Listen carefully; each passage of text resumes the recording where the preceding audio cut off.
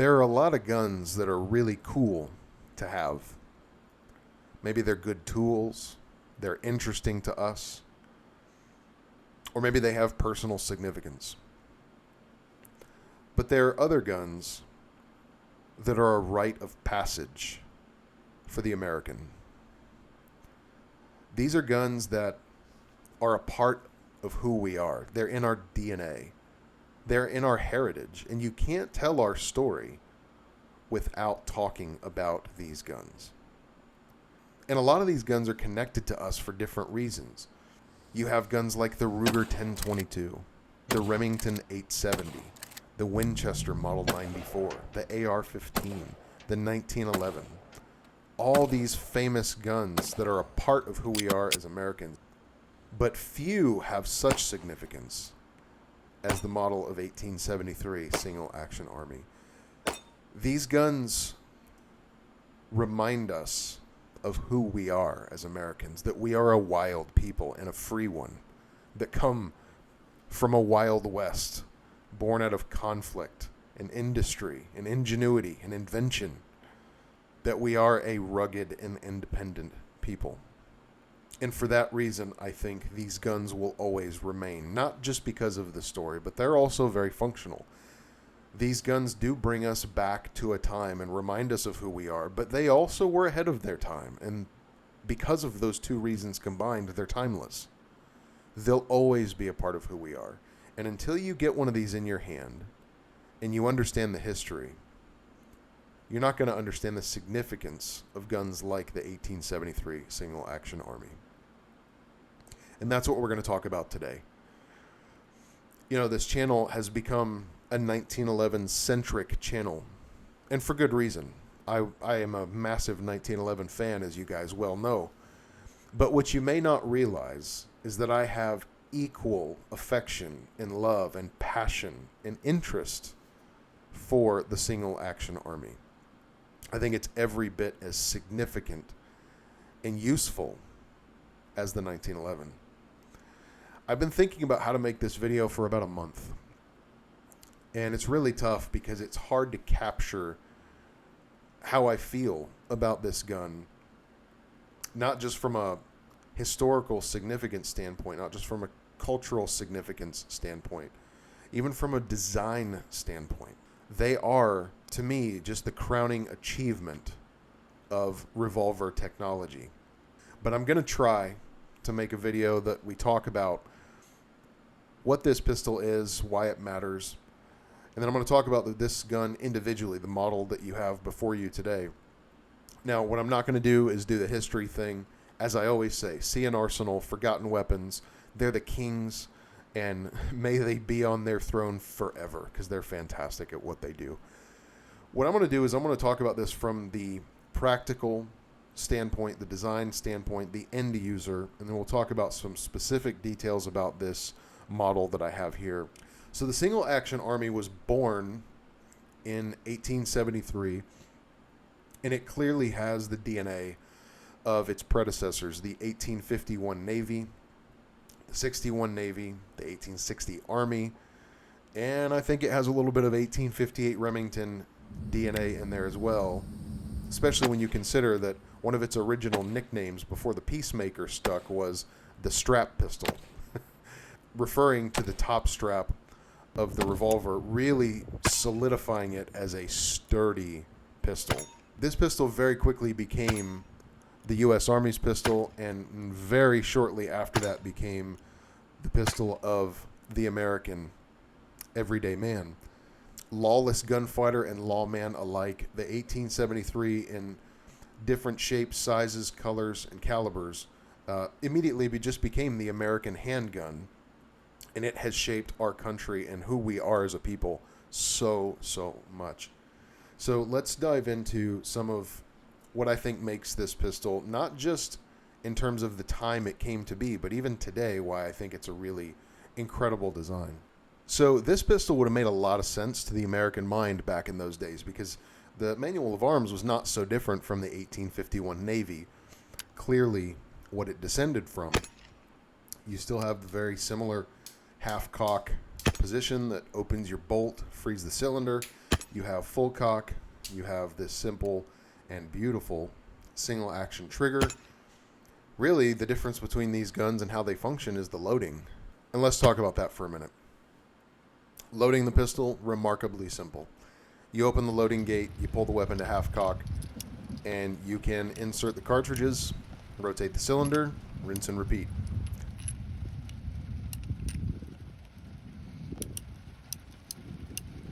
Unloading, very similar. Pull the gun to half cock, open the loading gate, and use your ejector rod and push out the old brass. The mechanism has this simple design, but it also puts you in complete control of the reliability, much like a pump action shotgun. Pump action shotguns work as long as you do. And it's very similar with these single action pistols, where you're in control of how everything works, really. So if it doesn't work, it's because really it was you. Now, can parts break? Obviously, that's not really what I'm talking about. But with modern semi-autos and other designs, you're hoping that everything is tuned just right to work. Whereas with these single actions, there's a ruggedness to the design because I'm in control of the reliability. The system is there, the design is there, it's just up to me to work it. And so there's something you can trust and really rely on about these pistols. Disassembly for cleaning, again, you're going to see a lot of this here. Half cock, open the loading gate, and on this particular pistol, you have this little screw here that you can push down just like that. And that frees this cylinder rod to come out. So I push that down, I can pull the cylinder rod out. I open the loading gate and the cylinder can come out. And now the gun is pretty much disassembled for cleaning. Very simple. The internals come apart almost identically to its older granddad, you could say. The 1851 Navy all the way up into the 60 Army, the 61 Navy, all its predecessors. And of course, reassembly, the cylinder simply just goes back in its hole. You put the rod back in, depress your little button there, and it will click into place, and you're good to go. So you have a very simple, robust, reliable manual of arms. Let's talk about the shooting experience. So the trigger, as is the case with all single action Colts, they are fantastic. The trigger on these guns is just second to none. I've never held a Colt design single action Army that I've thought, wish that was a little better. They're all fantastic. You simply pull the hammer to the rear and you have a nice, crisp trigger pull. The brake is perfect. Everything about it's just great. The sights are perfect. The single action Army sights are my favorite sight picture in the whole world. They just make so much sense to my eye.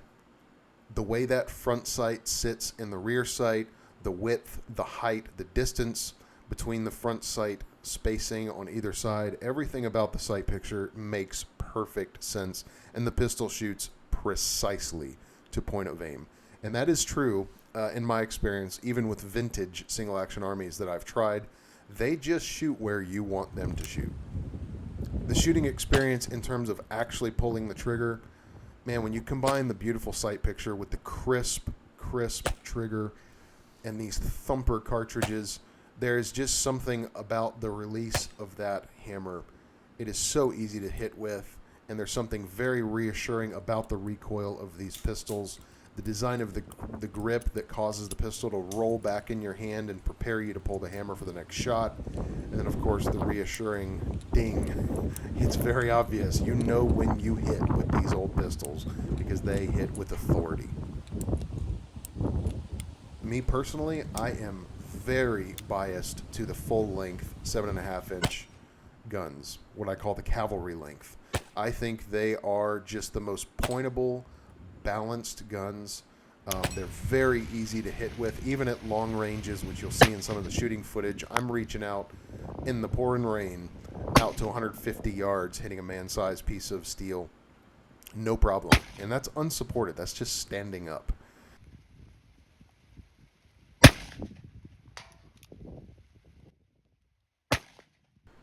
Now, they do make smaller barrel lengths those guys who want maybe a little bit of a lighter gun or something that gets out of the holster a little quicker, no problem. I've owned one. I'll roll in a picture here. Fantastic pistol, and it also was an uberti. But the shorter ones, I think, became quite popular, particularly for the everyday man, just because it is a little lighter, easier to handle. As I said before, they came in quite a few different calibers. I don't know which one came first, but we all know the most popular is the 45 long Colt. Now, the one I have here in particular is the 44-40 Winchester, which is very close to the 45 long Colt. It hits about as hard as a 45 ACP. And of course, you can upload it a little bit and get some more heat out of that cartridge. But the cartridges these guns came in were also very impressive, particularly the 45 long Colt. It has a reputation for being let's just say a reliable man stopper. Especially with modern cartridges, today's 45 long Colts, boy, I would not want to be on the receiving end of a 255 grain projectile coming my way. So overall, when you look at this pistol, both for its time and modern day, you have a simple, rugged, reliable, elegant, easy to shoot pistol that comes in very effective cartridges. There's just nothing to hate about this pistol. Now, I know against the modern tactical, super high-speed, lightweight stuff, people don't want a big gun, and they don't want a heavy gun, and they don't like a gun that's quote-unquote slow to reload.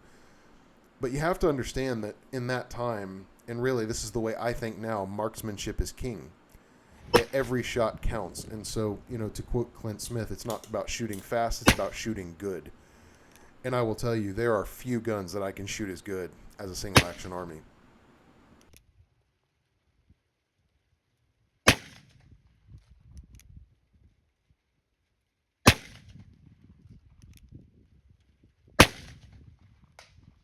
So let's dive into this individual pistol. This is a Cimarron, which really Cimarron, they're pretty much an importer. The pistol is actually made by Uberti. Now, I know what you're thinking. It's not a real single action because it's not a Colt. Look, Colt doesn't even make a lot of their own stuff anymore. For instance, if you wanted an 1851 Navy, even though you think you're buying a Colt, guess who makes them? Uberti. That's right. And the factory guns that Colt does make are, well, I'm going to put it as nicely as I can, hit and miss. And then the Colt guns that are worth purchasing from the custom shop, if you wanted to get a true single action army from Colt, well, be prepared to pay thousands of dollars and wait quite a long time. For my money, I think Uberti does it very well, and there's no love lost on our Italian brothers making these pistols for us. I'm very happy with them. And clearly Colt's happy with Uberti making their pistols too, because they do. So this one is technically a Cimarron Model P, and I really despise that name. It's just a goofy sounding name. This one in particular is their model that comes with what's called a 3-click hammer, and that's really signified by the Cimarron medallion here, which we'll talk about in a minute. But essentially, a lot of people make a really big deal about this 3-click versus 4-click hammer, but essentially the difference is you have in this pistol 4 clicks. I'm going to let you hear it. 1, 2, 3, 4. They're real close together. Let's try again. 1, 2, 3, 4. Okay? So you have 4 clicks in the hammer. Whereas the 3 clicks, essentially these came about because people, I guess, were having accidental discharges with a 4-click, or maybe they were carrying with all 6 chambers loaded, and so the hammer is resting on a loaded chamber. So I don't know. This is a lawyer-inspired design, but essentially you have 3 clicks, and I'll let you hear it. 1, 2, 3. Now, here's what's funny about the 3 clicks that everybody hates. There's technically 4 clicks, even in a 3-click. The last clicks are just extremely close together. If I really slow down this cylinder, like that, boom, boom. There are technically 4 clicks still in a 3-click. At this point, you're probably wondering, what are you talking about and why does this matter? You're right. Why does it matter? They're both fantastic triggers. They feel the same to pull, they feel the same to release. I don't see the big deal, but purists will be very upset about a 3-click. And listen, I'm a purist. I get it. But there's also this functional side of me that goes, okay, this is a good trigger, feels the same, not a big deal. So this model in particular, as I said, it comes with the 3-click.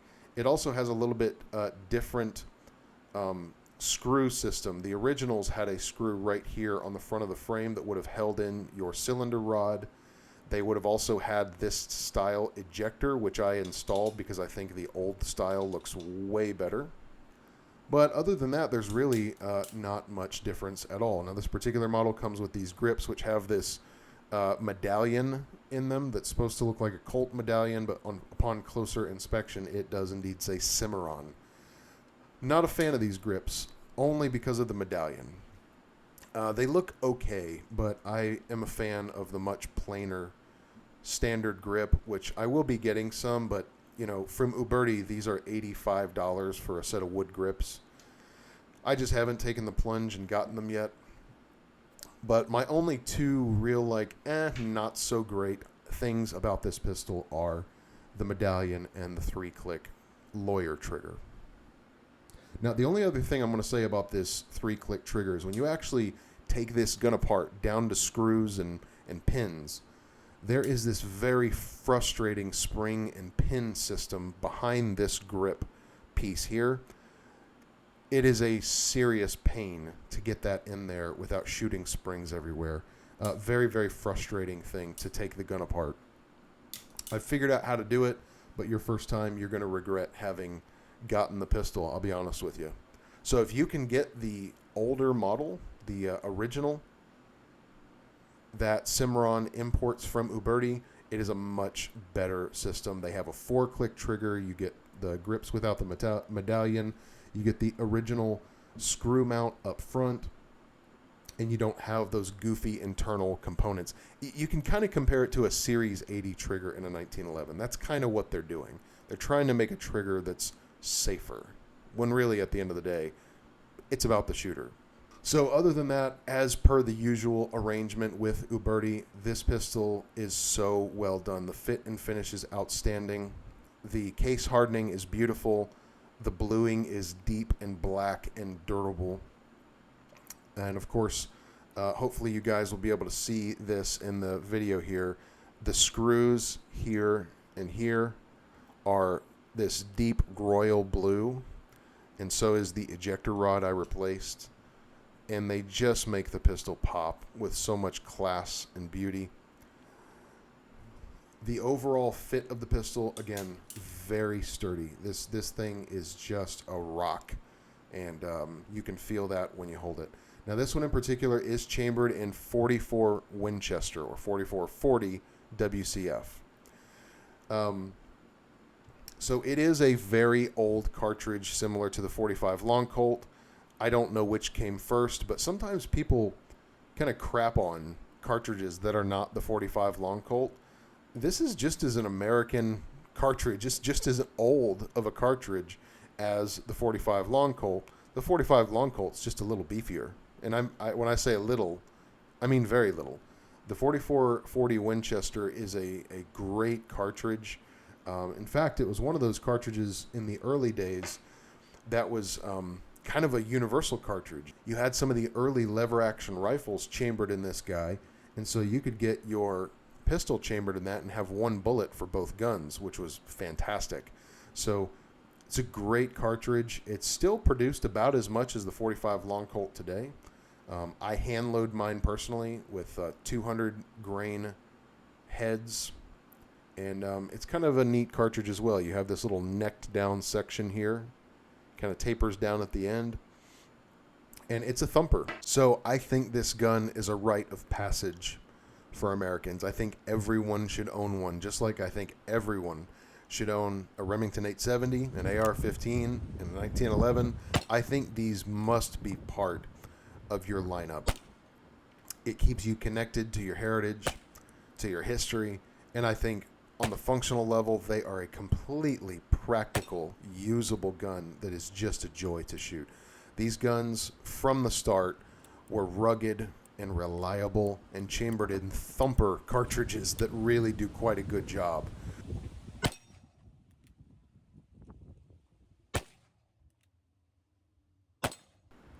So that is the 1873 single action, and I could not love it more. So I want to hear from you. Do you have single actions? I know a lot of you do. I've been talking to you. If you don't have one, I can't recommend highly enough. As I said, go grab one. Save up some money. Trust me, grab one. The 44 Winchester is a great cartridge if you can find them chambered in that. But there's a lot of great chamberings out there. You can get them in 357. You can get them in 44 Magnum. You can get them in 45 Long Colt. You pick your poison, and you can get it in this gun. I will say, me personally, just my opinion, I think getting one of the old cartridges that they used back then, a 44 Winchester or maybe a 45 Long Colt, is kind of the way to go. It connects you to the gun in a way I think some of the more modern cartridges just don't. So there you go, everybody. That is the Single Action Army. It doesn't get more American than this. Grab one, shoot it, learn about it, love it. I hope you guys enjoyed that. If you guys want to reach out to me directly, I'm on X. The link is in my description of my profile or my bio. As well, we have just started a Patreon. You can go there, and I'm still working on developing that and, setting up some live shows and individual videos, more technical stuff. But if you want to go and support the channel, that's a great way to do so as well. So hope you enjoyed it, and we'll see you on the next one.